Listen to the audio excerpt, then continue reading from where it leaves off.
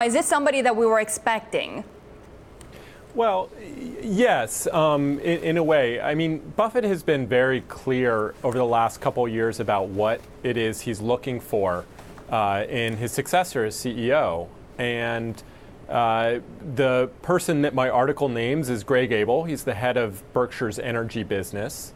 And he has really emerged as a very prominent manager at the company over the last several years.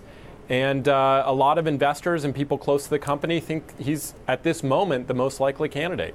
Yeah, now why is that? Because there were two. There was Greg Abel as well. Why this choice? Well, I think there are a number of reasons, and we should be clear that this is speculation. I mean, this is what I've cobbled together from talking with people at the who are close to the company, big investors in Berkshire. And really what they're pointing to is, in Greg Abel is a guy who's the right age. One of the other people who's often discussed, Ajit Jain, is about a decade older. He's 66. A lot of folks don't think he wants the job. And, people have sort of been taking Jain off their list over the last couple of years. And that's really put the attention on Abel. So is there a deadline of when they have to come up with a successor? Absolutely not. That's not how Warren Buffett operates. I mean, he's going to keep running the business as long as he can. It really is his life's work, and it's what he loves doing. So why the secrecy? If we know it's going to be, among a handful of choices and, it's easily narrowed down, why not just come out and say it?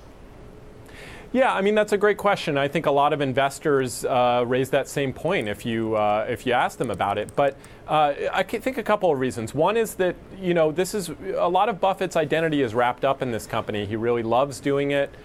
He's happy doing it.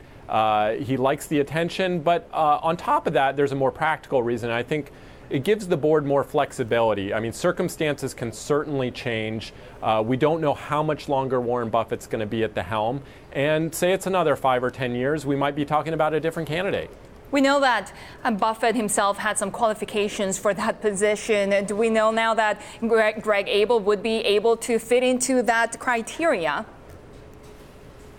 Yeah, I mean, look, Buffett has been incredibly explicit about what he expects out of his successor, and it ranges, it's a pretty long list. Everything from really wanting that person to be quite wealthy to begin with, so they're not motivated by a big paycheck, to more intangible things like the person's character and the board's comfortability with that person.